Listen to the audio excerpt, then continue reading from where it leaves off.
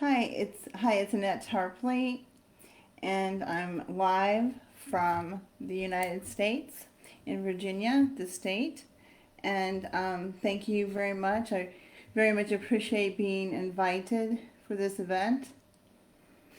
And it is offered by Coffee Table Romanticisms. And I thank Jawad Akhtar for inviting me.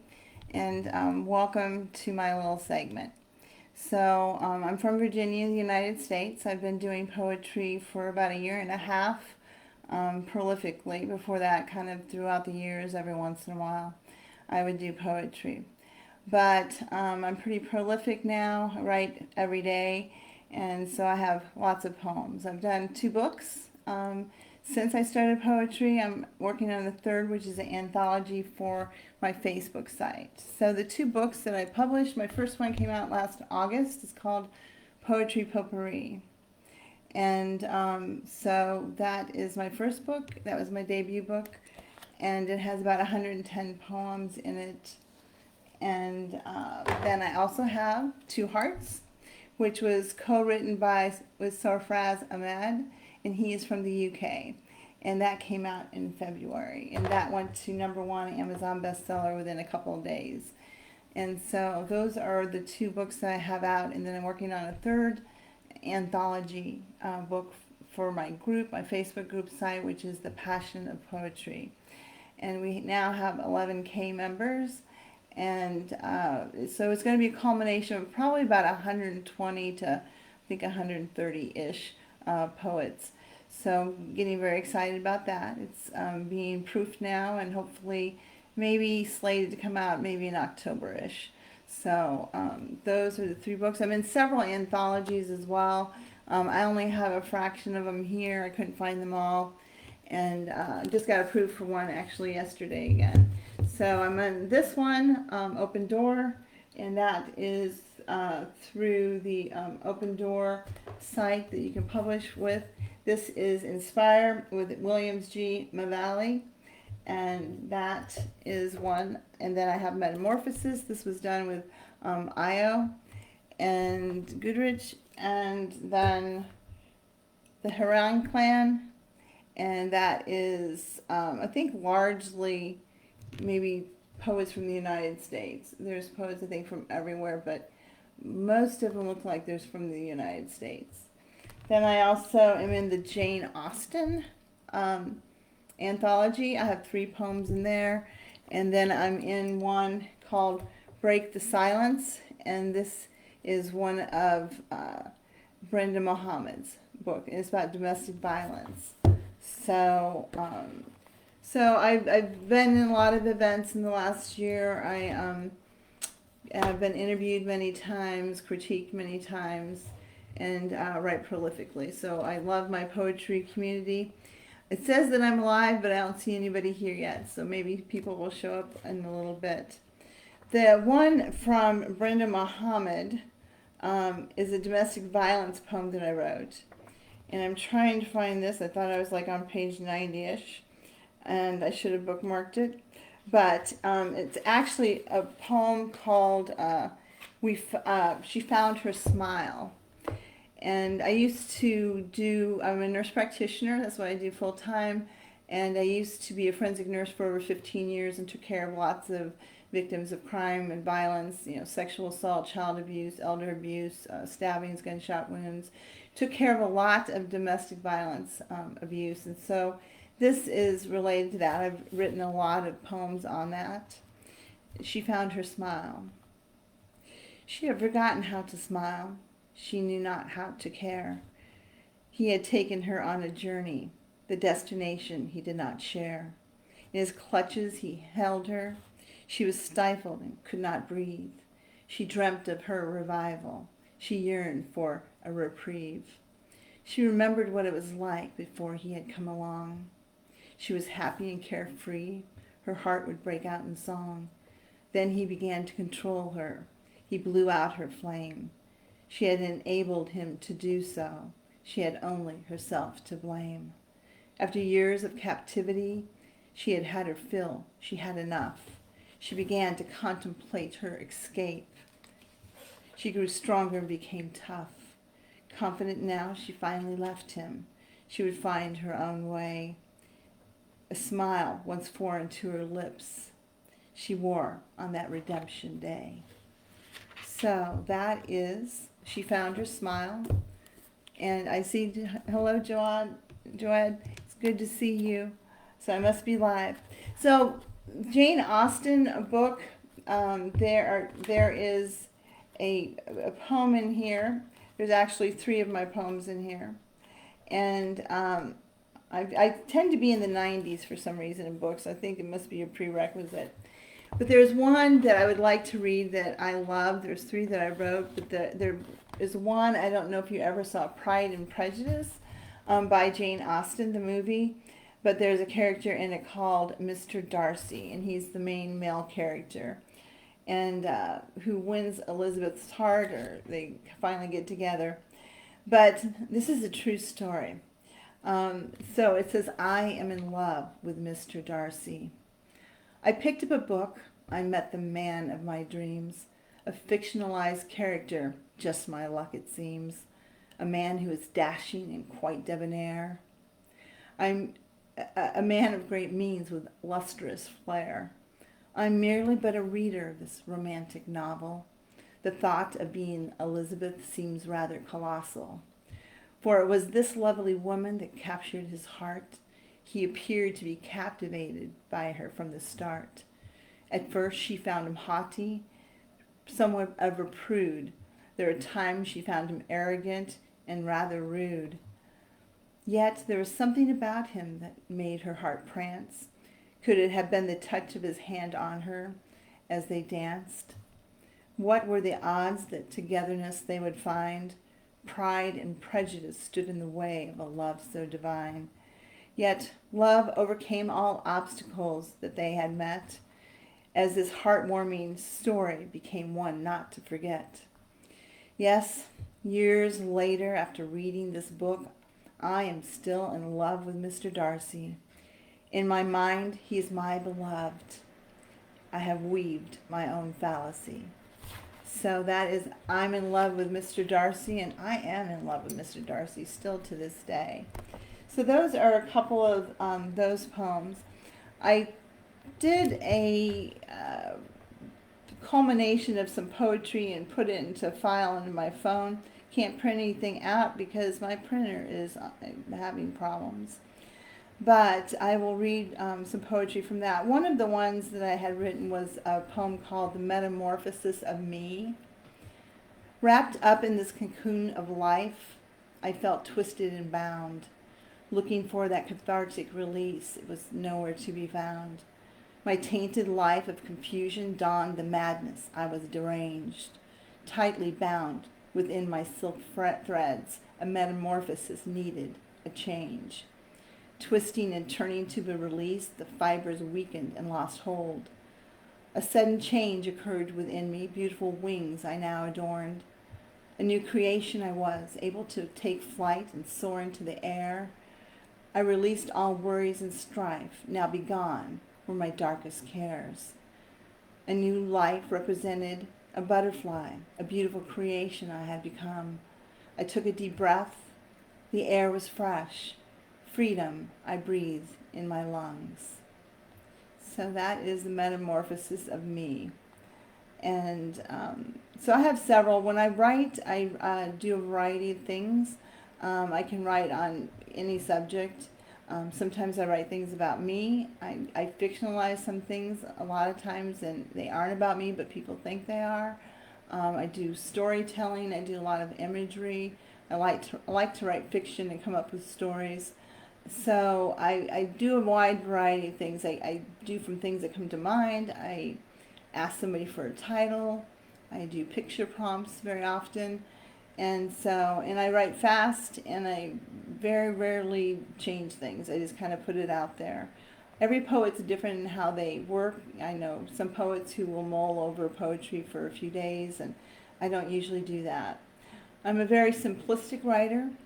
I write very clear language and language that is easy to understand. I don't usually speak in riddles.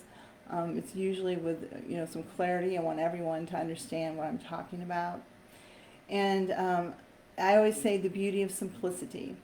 So some poets will write with big words. I usually don't do that. I think that you can emote with simplistic verbiage, and so that's what I use a lot of times. It's just very simplistic English. Anybody can understand, and I can still take those words and twist them and turn them and use my mastery to, create an effect. So that's kind of how I work with poetry. Have I read a lot of famous poets? I have read some classics through the years, very little. So my poetry comes from within. I've always known I was a writer. I really didn't delve into it until fairly recently, but I knew that that's what I wanted to do, was actually write a novel someday, which I hope I get to do. But poetry has always been something near and dear to my heart. And I wrote some poetry when I was young, not a whole lot.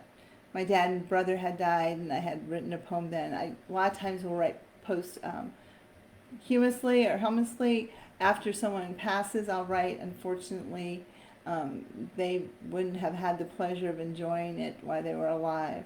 I was able to write a few poems for my grandmother before she died. She died in February. She was almost 102 years old. So thankfully I was able to present her with one for her 100th birthday. So I got a little bit better about doing that. I was trying to look up another poem I could read. This one is called The Garden of Your Dreams. Follow me into the beautiful garden. Leave your cares and worries behind. Here you may release your sorrows. In this ideal utopia, peace you'll find. No judgments will be delivered, for here only your best virtues are acknowledged. Your inner soul is seen and forgotten, are any transgressions you may have compiled. It is a wonderful place, your burdens released, you are happy, now carefree. Your good deeds were replayed, the good and not bad, that person you wanted to be. We all have made mistakes and hide them away before you enter this safe haven. There are no ominous forces, only joyful things. You cannot hear the caw of the raven.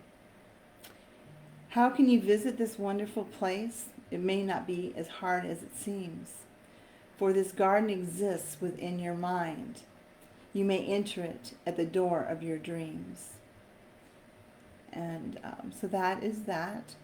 I have one I'm really fond of that I wrote. I'm going to take a little drink of some orange juice. Cheers. It is called The Flower and the Butterfly. I do a lot of parking lot poetry. So I'll be in my car and just start writing. And this was one of my parking lot poetry ones. I remember where I was. I had finished, I think, a COVID test and was in the pharmacy parking lot when I wrote this. But this is based on a picture of a flower and a butterfly. And so that is the name of the poem, is The Flower and the Butterfly. And it's a conversation between the flower and the butterfly. So it's kind of interesting. So it starts off with the butterfly speaking first. Oh, beautiful flower that grows in the ground, I would like to partake of you. It is you that I have found. I would love to taste your dear sweet nectar. I am but harmless, not a devious, lethal vector. I spied your loveliness while flying in the sky. You look so delectable, you caught my eye. Oh, beautiful, graceful butterfly, leave me alone. I'm content not being bothered in this ground I call home. I would rather just look pretty in the wind I will sway. Don't con me with your flattery and the things you say. I know what you will do to me. It will cause me pain. I've seen you land on others. You seek your hunger to wane. I flutter through the air with such grace and ease. I'm aesthetically appealing. I like to give joy and please. Oh, flower, don't be silly. It's all just a game. I worry more about how I look, for you see I am quite vain. Don't you see, dear flower, I am your friend. I can be faithful and true until your demise, until your end. I see that you are coy and cunning, you indeed are not my friend. Thoughts of my refusal, this to you I send. Keep on fluttering, for you are not welcome to stay. My rejection of your intentions, this I now convey. Wait. Maybe we can be friends, of this you can be assured. The marriage of the butterfly and flower, our witness, the bird. So that is the flower and the butterfly. Tells a little tale. And I'm just looking through some of these other ones. So I occasionally will write romantic ones as well. And this is a romantic one. It's called Breath of Love. With his breath of love, he whispers to my soul, there are no limitations. I am in his tender control. When I gaze into his eyes, I'm lost at sea. In his liquid pools, I'm drawn into ecstasy. The edifying words he uses are music to my ears. They surprise and captivate me. No other voice shall I hear. For there is no other man who will make me feel like this. I willingly take this journey with him into this life filled with bliss. I feel his breath of love, the heat of it permeates my face. He has ensnared my heart. At the mere thought of him, it will race. When I'm in his presence, I am content. Away from him, I yearn. It is a glorious thing to think his love and affection I have earned. When I sleep at night, he consumes my thoughts and my dreams. Only he can quench my thirst. Without him, I am parched, it seems. Take me away to that place where dwells the heavenly white doves, where I want to forever reign, enraptured by the breath of his love. So that is the breath of his love. I wrote one recently on July 31st, and this one was a little strange because I wrote it, and it's one of those tango poems, so it has ascending and descending order. It starts with 1 or 5 words and then will descend or ascend to the other one. So it has a little bit of a pattern. And I wrote this poem, and I know it sounds strange to think, but I wrote it not having a total clarity of what everything I wrote in it, and it became clear to me by the end of the day, because that same day on July 31st, a friend of mine since childhood, since the 5th grade, passed away, and I had gotten word that day that she passed away. And the strange thing is that then I went and reread the poem, and I thought, this is her. This is about her. And then there was clarity to the poem. So it's almost like when I wrote it, someone else wrote it. It was very strange. Very strange that I should write this poem that really seemed about her. So she really had a sad life the last few years. She had some issues with depression, anxiety, really issues where she felt like she wasn't loved by people. I tried to help her through that as best I could, but this is the poem that I wrote, and it's called Her Demons. Can you feel my pain? Look into my eyes, portal to the soul. Within me, sadness. Tears of anguish cascade down my cheeks, liquid pools of death, unleashing my demons of despair. Set free my hidden spirit that has taken hostage an unfounded love, weeping soul, sequestered, inoculated against lies, prisoner to none, victim to all present, that do not blindly intervene. Can you feel my pain? So that is Her Demons. And so that was a very different one for me. As far as, I wrote it and didn't really understand the whole meaning of it until later that day. So, very strange. So I wrote another one called The Unicorn of Love. And this was a picture prompt that I occasionally do. And it had some kind of a unicorn in it, obviously. I think actually it was unicorned birds. Um, I think that was it. They had unicorns. Unicorn of love. Shattered was our love. In our world once of bliss, tattered and torn, deep devotion, the meanings of our vows missed. Togetherness we once knew, single lives we now lead. Birds with acorns fighting, hearts broken, they now bleed. Memories packed away, too painful to recollect. Each other's hearts we once held. The purest love we did not collect.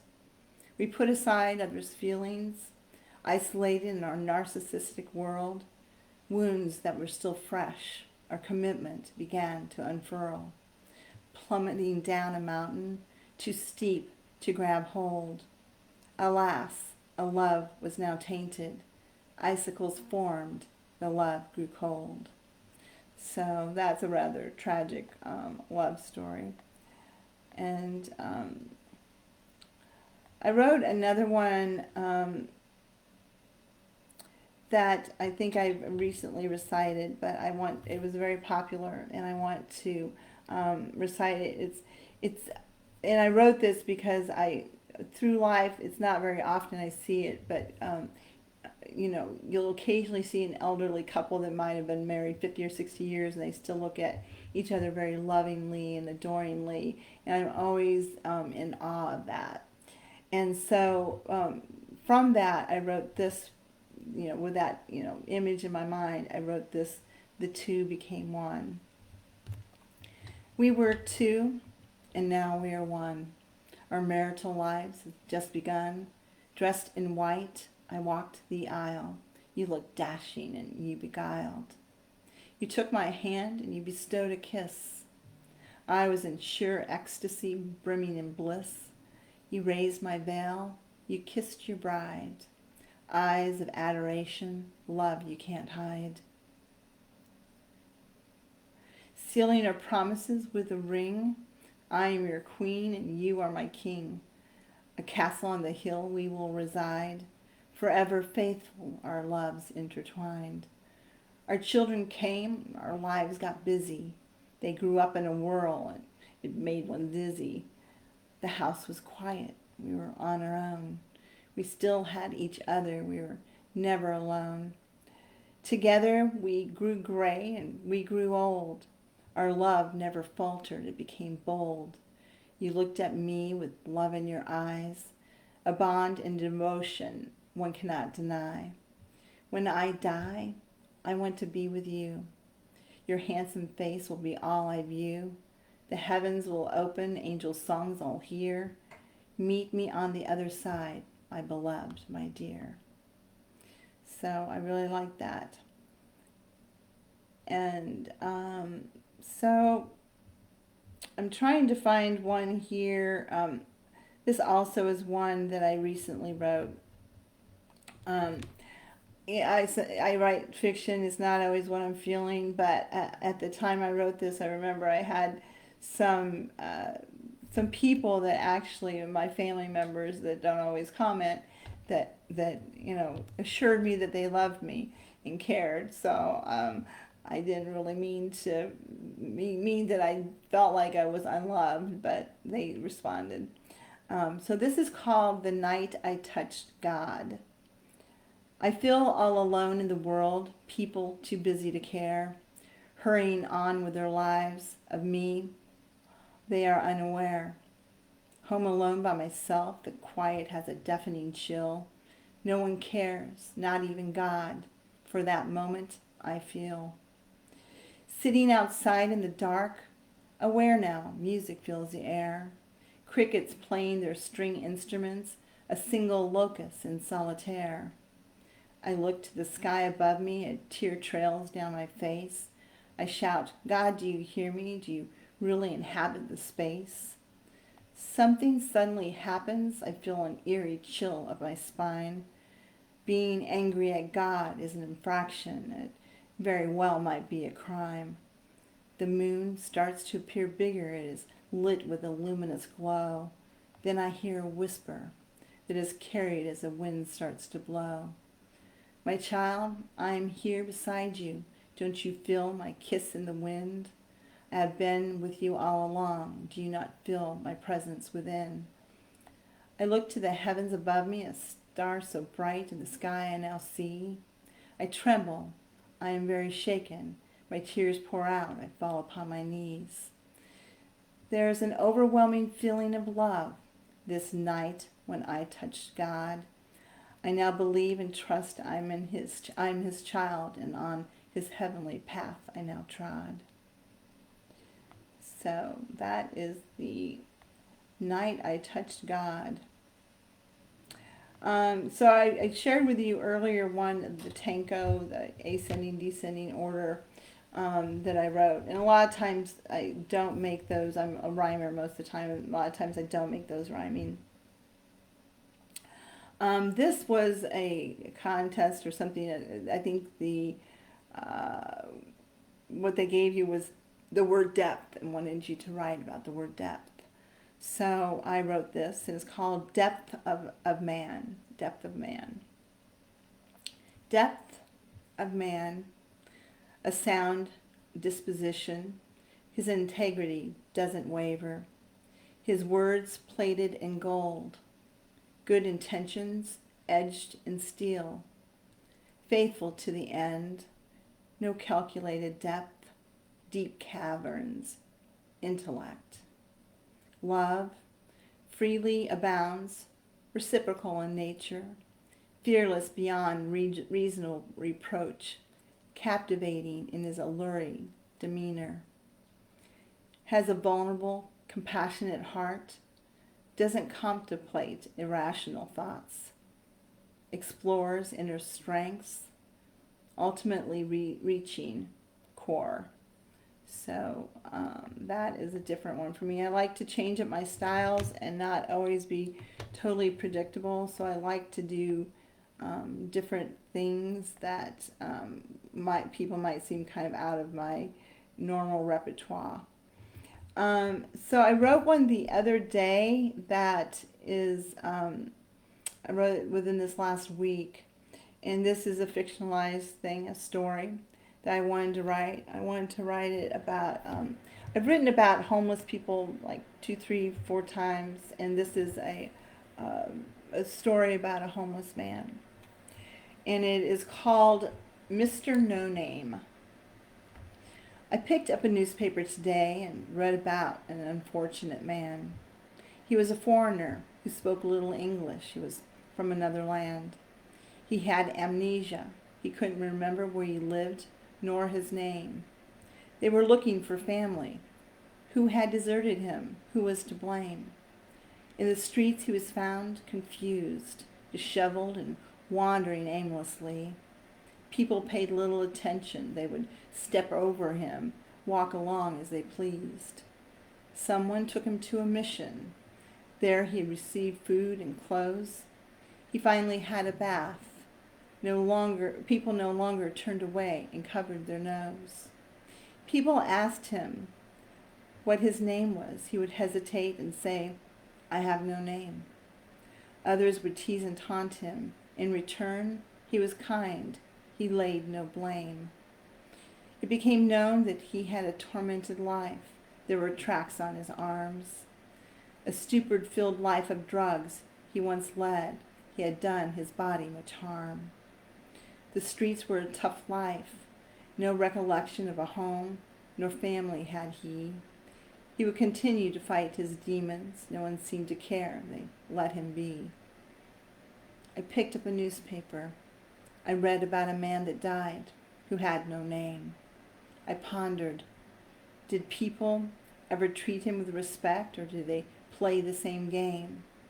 I folded up the newspaper. My heart ached, tears streaming down my face. I prayed he was finally at peace. heaven bound, better than this earthly place. Under my breath I said, rest, my dear Mr. No Name. So that is Mr. No Name. And that is another one that's up. So I wrote this one actually kind of taking the male side of it. And it's called Blue Eyes That I Adore. And this is how it goes. In your eyes I see the ocean blue, a deep lion undercurrent to unleash. I'm lost in your liquid pools, your love and attention I beseech. In your eyes I see the reflection of the moon, your eyes alit in a glow, luminous hues. Lost in your celestial world, I'm spinning. You engulf me with your moonlit baby blues. In your eyes I see a million stars, twinkling, they speak to me without words. Your eyes mesmerize me, they pull me in. A magnetic force, I'm captivated in your world. In your eyes I see my future, I see my forevermore. Hold your gaze with mine, my heart and mind implore. Look into my eyes, my love, can you see my desire? In them I see the clarity of love, blue eyes that I adore. So that is Blue Eyes That I Adore. Hello, Diraj. Good to see you, my friend. And so I said earlier that I write sometimes when people give me titles. There's a couple I want to share here with that. This is one that I recently wrote, a man who interviewed me with a parrot, and I told him to give me a title, and he gave me Whenever the Fortress Burns. So I thought, oh, that's interesting. So I thought, I don't know what I'm going to do with that, but I just started writing. So whenever the fortress burns. Whenever the fortress burns, someone has lit the flame.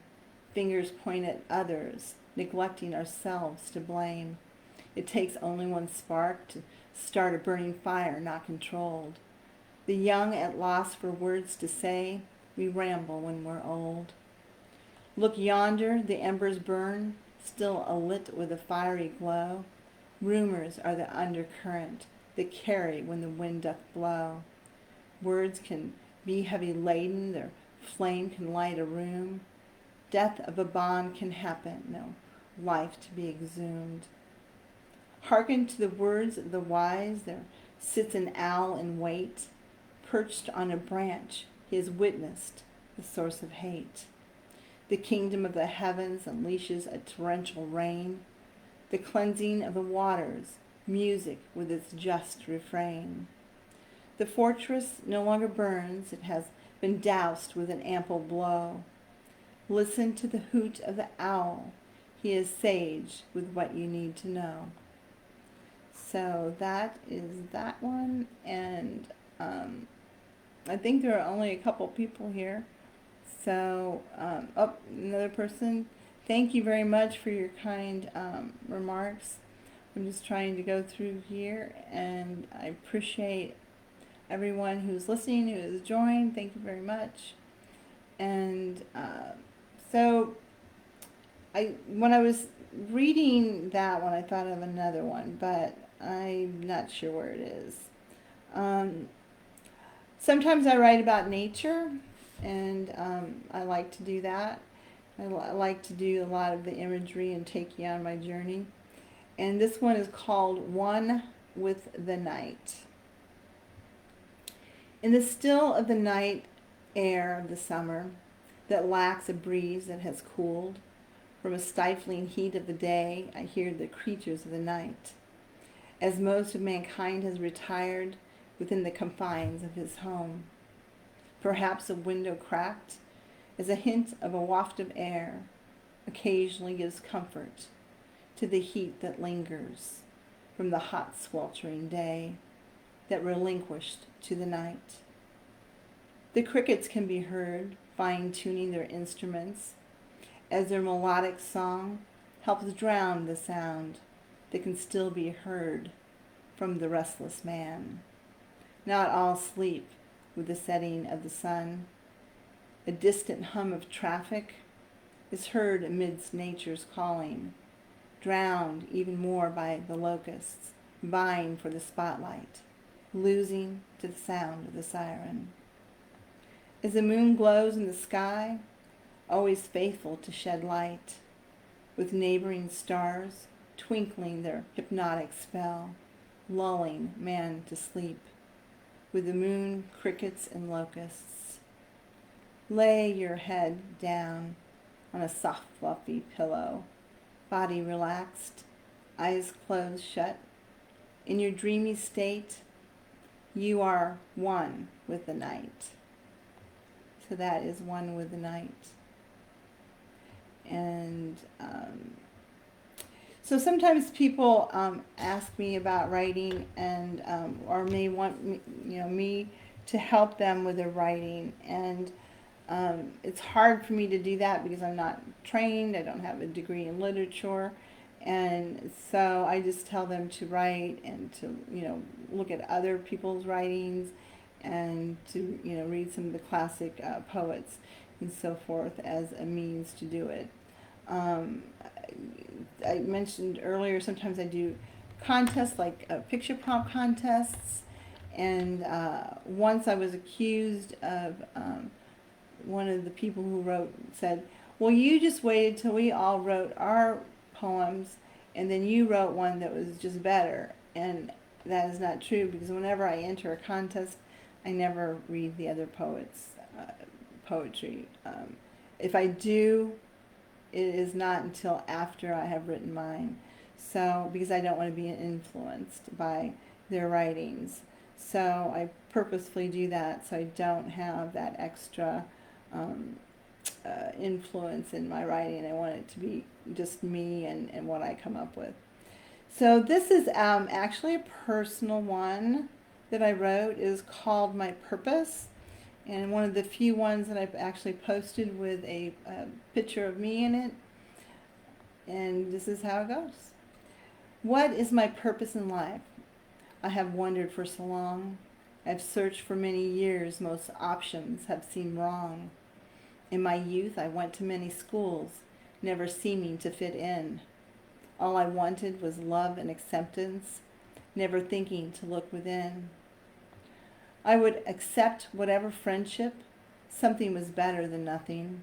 People would say they were my friends, when in truth they were merely bluffing. I was ridiculed, rejected, and scorned, as jealous girls became my bullies. They would threaten to beat me up, pull my hair, spit at me. Puzzled, I never understood this fully. For all I wanted was a friend, someone true and loyal with whom to share my secrets. It was at that young age I realized perhaps my friendship to myself was deepest. What brought me out of my turmoil was my earthly Father, who instilled a great sense of worth.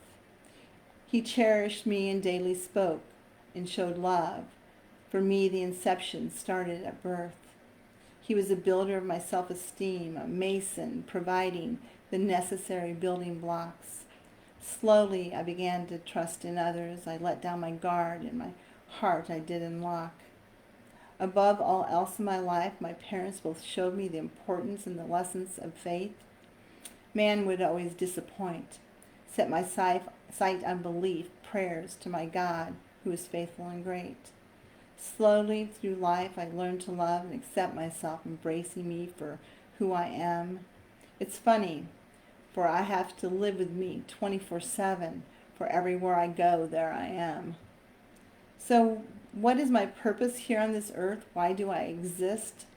What do I have to offer humankind? I know that I am a person who loves and cares. I can offer others some peace of mind. For my true purpose in life is to let others know that they are loved and that they have value and worth. I say to you, look deep within. There is a reason you are here. You have had purpose in this life from birth. And that is my purpose. So, hi, Sai. Good to see you. I wrote this one yesterday morning. I had to work yesterday, and I wrote it before work. There was an anthology that they were calling for. I'm trying to remember now. I got at the end of this thing. It was landscapes. They were looking for landscapes and looking for something that was real and not really imagined. So I am originally from Iowa, which is in the Midwest. It's a lot of farmland. And so I wrote about Iowa. It's called Take Me Back to Iowa. Take me back to Iowa, the farmland well known for its field of dreams. The earth darkened with black rich soil. This is a land of my genes. Beautiful rolling hills captures a landscape, this land dear to my heart. Although I live in a faraway land, respect for my homeland never did part. The grass is green, painted with earthly colors, blending with perfect hues. A land where farmers looked out for each other, supportive when arises ill news. Cows can be seen scattered throughout the farmlands, grazing on delicious grass. I love to see the horses run and recall riding them when I was a young lass. Walking barefoot on the gravel roads, rocks beneath my feet were so hot. Going to the creek and watching the crawdads, it was our honey spot. I so love this land famous for its crops. The corn grows tall where I was born. Now I sit far away in another state, yearning for the rich land I adore. A piece of me still misses Iowa, land of my heritage, land of my heart. Thoughts of you will someday flash before my eyes when from this earth I finally depart. So that is that. And that was another personal one. I don't often let people in. I like to, although they probably think a lot of the poetry is about me, I occasionally will. Now I say that, and I wrote this. It's kind of a message. It's my daughter recently gave birth to her second child, the first granddaughter that I have. That was about 3 weeks ago. She called me in the early morning at 5:45 in the morning and said, "Mom, I think I'm going to go to the hospital. I think I'm having contractions and they're 3 minutes apart." I said, "Okay, I'll meet you there." And after I hung up the phone, I thought, I hope she doesn't have that baby at home. And then half an hour later, she was calling me saying, "Mom, I just had the baby at home." So this was actually before her daughter was born. She was still carrying her. And this was for her birthday, my daughter's birthday. I wrote this for her. It's called The Greatest Gift. It is your birthday. Several years ago, you were within my womb, just as you carry your own daughter within yours now. You are due any time now, and how excited you are. You will finally hold your precious bundle of joy. Will she be as beautiful and as strong-willed as you? I hope, for it has served you well in life. Will she love others to the depth and the extent that you do? It is inevitable, for you will teach her love and to love herself.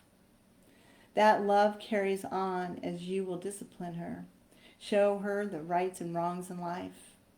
Years later, when she is grown, you will look at her swollen belly and smile with reassurance, knowing that she too will teach her child the greatest gift to love. So, almost makes me want to cry. That's what I wrote for my daughter. Hopefully she will appreciate it. I don't think my children appreciate my poetry too much.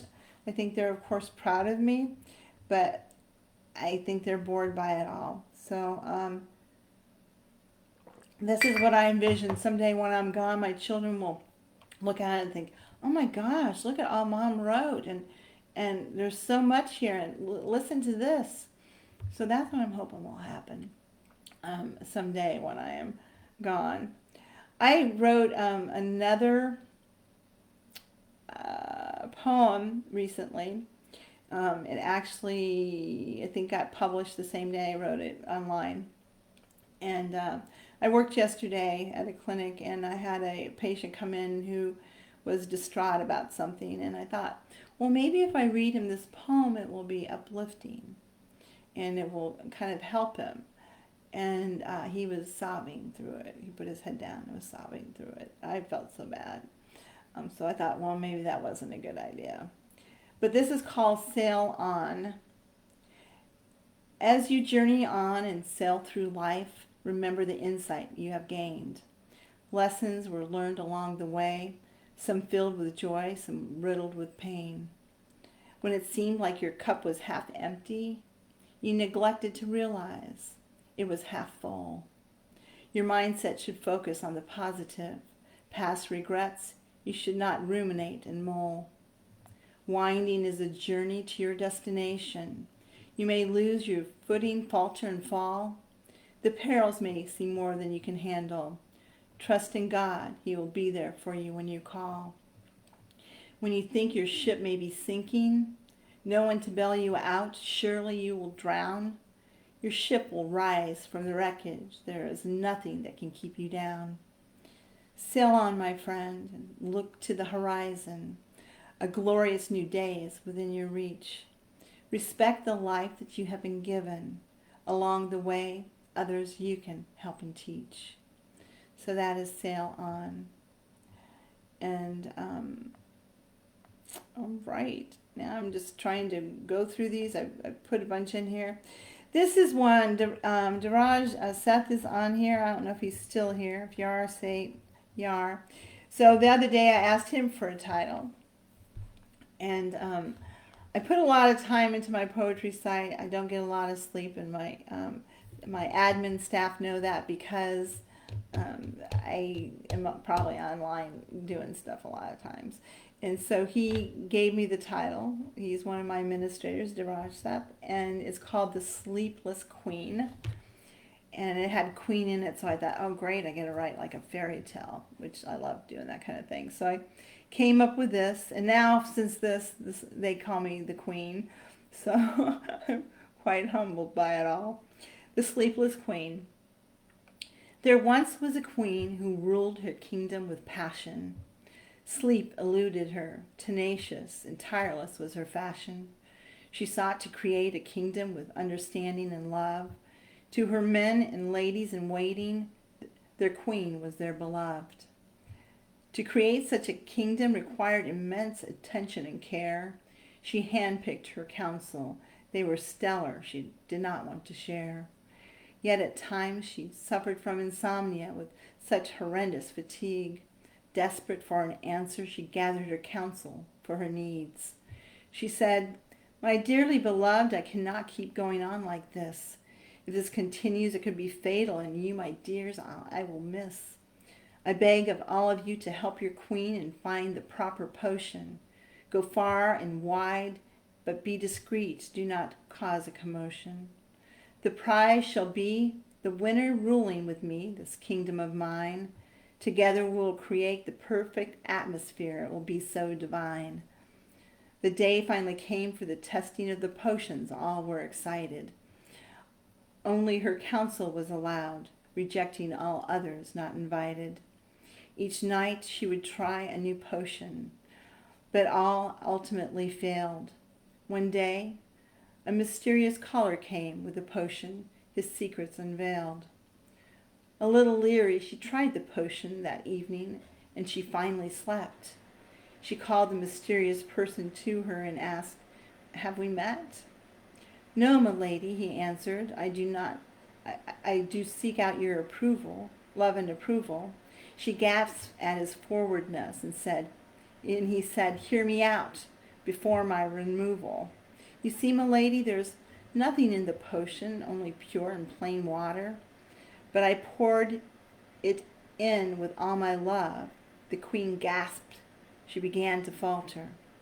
He caught her and carried her and gently sat her on a seat. That was the beginning of their love affair. He was the secret to her sleep. So Diraj Seth had actually mentioned that, and there you go. So this is a I think most of you are familiar with Edgar Allan Poe, American poet who wrote The Raven and wrote some other things. He sometimes had some dark writings. And I was sitting outside on my deck the other day, and there was a crow that was cawing, and he kept looking at me. It was daytime, and I'm trying to get out of the sun here. There we go. He was cawing, and he just kept staring at me forever. He's kind of creeping me out a little bit. So I wrote this poem. It's called The Caw of the Crow. Puzzled by the visitor, a black crow in the tree, watching from above, his keen eye on me. What message was he delivering? He had something to say. He cawed from his perch that warm summer day. A shrill in the caw, goosebumps on the skin, hair-raising event, the high-pitched cry. Why me, I questioned, no offer as to why. Why do you visit? What do you want? Quit staring at me. Fly far away, your company's not welcomed. I was frazzled and afraid. Do you bring a message? Relay it now. Piercing black eyes, I averted somehow. The ominous stare, leave me now. Oh, my mind wanders through morbid avenues.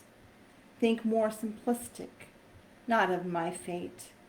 Realistically calculating, he was in search of his mate. So he guessed he wasn't really cawing at me. So let's see if there's any comments. I think let's see.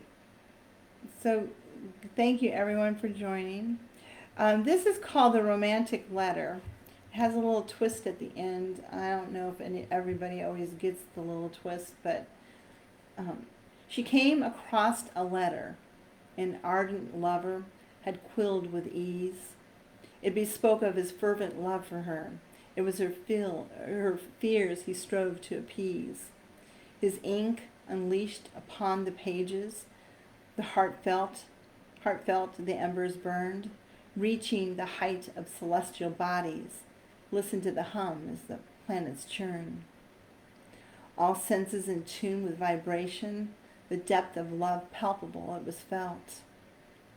His words he mastered a love story, making any hardened heart melt.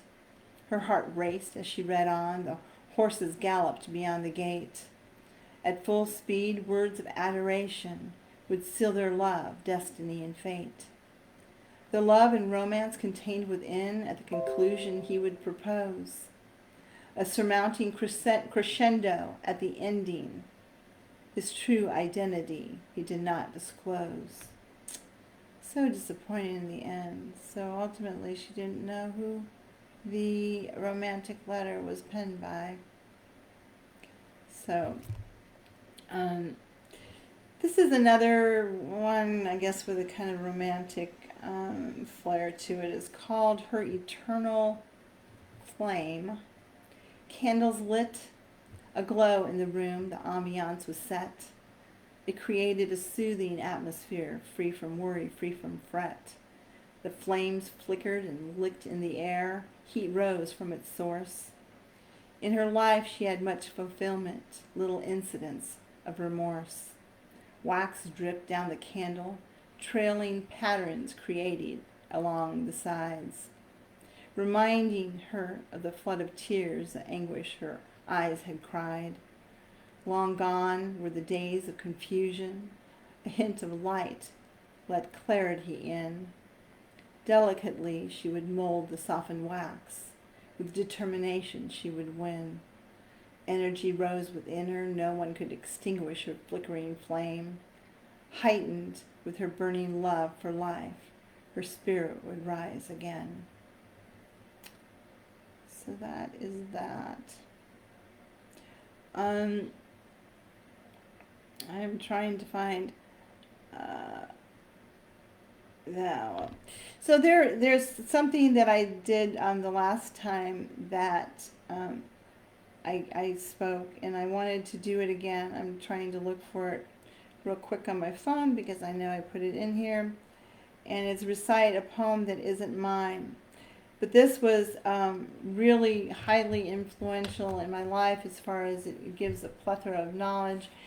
And the other thing is that it was something that a piece of poetry that I kept referring to over and over again in life, and it is my favorite poem. And it's a famous poem. It was an American poem. It was written in 1927 by Max Ehrmann. It's called Desirado. And I like to shove it down everybody's throats because it has so much wisdom in it. And there will be times where I'll quote pieces to people. But it has a lot of wisdom. I wish I would have written it. Desirado. Go placidly amid the noise and haste, and remember what peace there may be in silence.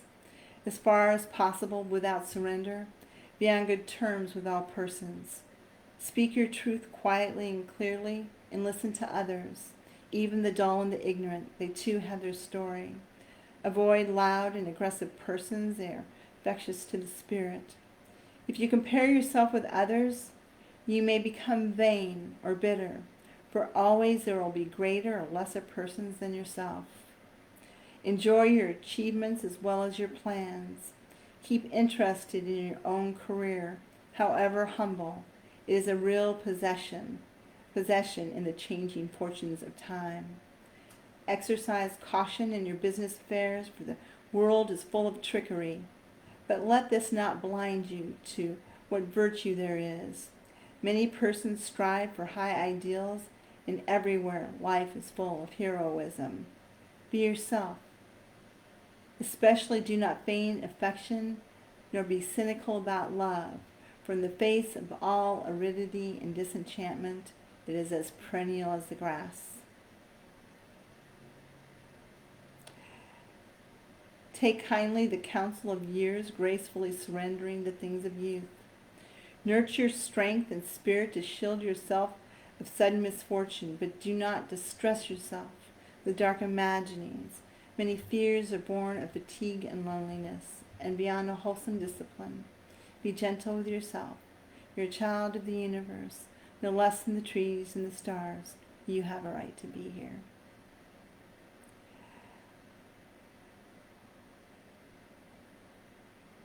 You are, and whether or not is clear to you, no doubt the universe is unfolding as it should. Therefore, be at peace with God, whatever you conceive him to be, and whatever your labors and aspirations and the noisy confusion of life, keep peace in your soul with all its sham, drudgery, and broken dreams. It is still a beautiful world. Be cheerful, strive to be happy. And that is Desirado. So we're coming at the end of my little segment here. I was asked to show something else I might be a little bit more creative with other than poetry. So I've made stuff. I used to make a lot of jewelry. I hardly have anything left. I started out with bracelets, and that's about all I have now.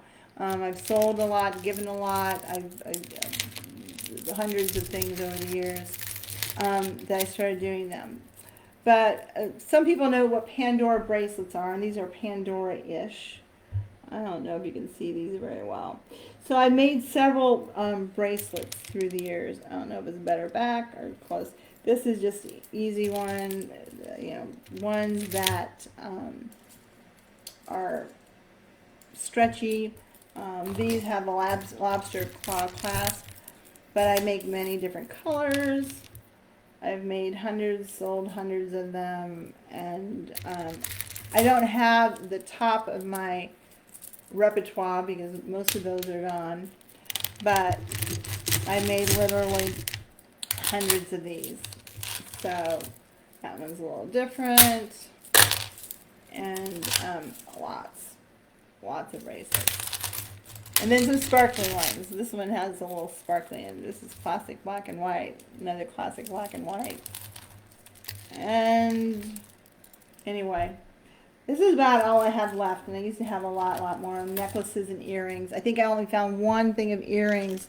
I don't particularly care for it personally, but I only found one thing of earrings that I made. It's okay. But I've made lots of really kind of cool earrings and necklaces and lots of things. I used to be in local stores and things like that. I also have made hundreds and hundreds of these, what I call ornaments. And yeah, you can put them on a Christmas tree, but a lot of people put them on knobs of like cabinets or things like that. So I've made hundreds of them. I make them out of wire ribbon, and I've given them lots of them away. Oops, here's one. And all of them are different. This one actually sits upon something I made downstairs. It's a wall ornament. The one that I made that means something is, I said earlier my dad and brother had died when I was 17. They died in a fiery plane crash. They were going on a fishing trip in Minnesota and died in the land near to it. And my grandmother, who passed away last year, or this year, she had thought it was a good idea for me to visit the crash site. I don't know why, so many years later. So they died 40 years ago. So we went there 3 or 4 years ago, maybe 4 years ago. And it was a very angst time for me and very distressing. So I made these ornaments to make lemonade out of my lemons. And that's it. They died near the Antler Lodge, and then these are pine cones from the site that I picked to be in it, and then I gave it to family members. And one last thing that I made, I don't even know if you can see this because it's so big, it actually hangs on my wall in my bedroom. I used to do a lot of cross stitching and a lot of fine, very fine work. Had to use magnifying glass, and this is something I made for my mother. I took it back when she passed away. It took me about a year to do. It's an angel. Let's see if you can see it. Angel with a little girl on it. And it has beadwork. I don't know if you can see beadwork. It has metallic threads and some beadwork in it. I'm trying to figure out which way I'm going. I made another beautiful one that I do not have with me. I gave it to a friend. I'd like to actually get it back. It's one my ex had picked out the pattern, and that's why I gave it away. But it's really a beautiful piece of work, and I actually would like it back now. So I'm hoping one of these days I'll get it back. I will show you a picture of it, however. It's a very romantic piece, and I don't know if you can see it. So this one, you can't see all the beautiful work, but it's very, very detailed, has lots of metallic threads in it and lots of beadwork. So those are things I've done in the past. I'm kind of creative. Wish I could be an artist, but I'm not. And I will read one more poem going out, and then I thank you for your time and for watching and for this invitation to do this. I feel very honored, and I'm just trying to find one that, okay, I'm going to read this. It's called If Ever. If ever we should meet again, I pray that each moment seems like an hour, that we cherish each moment as if it were our last. If ever we should touch again, may every fiber in our body awaken in a gentle moment of renewal of a love now rekindled. If ever we should laugh again, let the laughter fill our souls with the joy of lightheartedness, that sound transcending into echo. If ever we should cry again, may the tears of gladness collecting in a cesspool, flowing into a river of love. If ever we should kiss again, may our lips contain memory to quench our thirst when our lips shall part. If ever we should love again, let the memory of us linger to replay in our minds of a passion that once was, if ever. So that is If Ever. Thank you all for watching. I really appreciate it, and have a great rest of your day, and thank you for all your sweet things. Thank you, Dee, for all the wonderful things you always say. Thank you, Rita. Love y'all. Love and blessings to you all from United States, and thank you for watching. Bye.